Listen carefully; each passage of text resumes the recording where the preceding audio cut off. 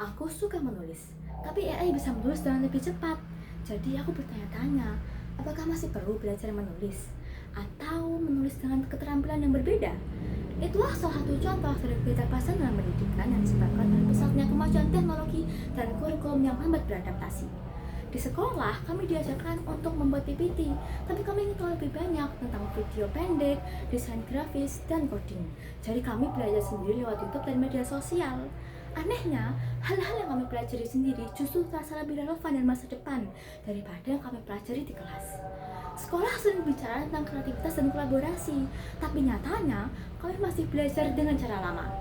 Hafalan, soal pilihan ganda, dan nilai angka. Tidak ada bagian yang meminta kami untuk menjelaskan ide atau pendapat kami sendiri. Kami ingin belajar dengan cara baru, karena masa depan tidak butuh hafalan, tapi butuh ide baru. Setiap kali pemerintahan berganti, kebijakan pendidikan juga ikut berubah. Kurikulumnya belum sempat dipahami, sudah diganti lagi. Akibatnya, kami sering bingung harus menyesuaikan ke arah mana. Kami jadi merasa seperti kelinci percobaan. Tapi kami sadar, terus menyalahkan sistem tidak akan mengubah apapun.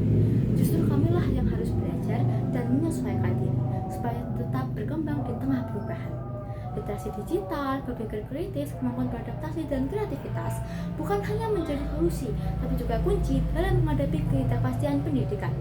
Di tengah perubahan kurikulum dan kebijakan yang silih berganti, kami belajar bahwa memahami teknologi bukan hanya sekedar menggunakan handphone, tapi juga mampu memilah informasi, membaca konteks, dan membangun pemahaman yang relevan dengan dunia nyata.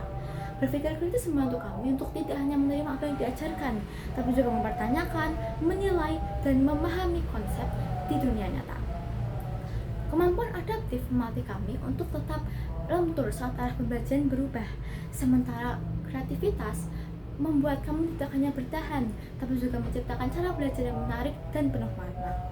Dalam ketidakpastian, justru kemampuan-kemampuan seperti inilah yang membuat kami menemukan kembali makna belajar, bukan karena dipaksa, tapi karena kami ingin terus tumbuh.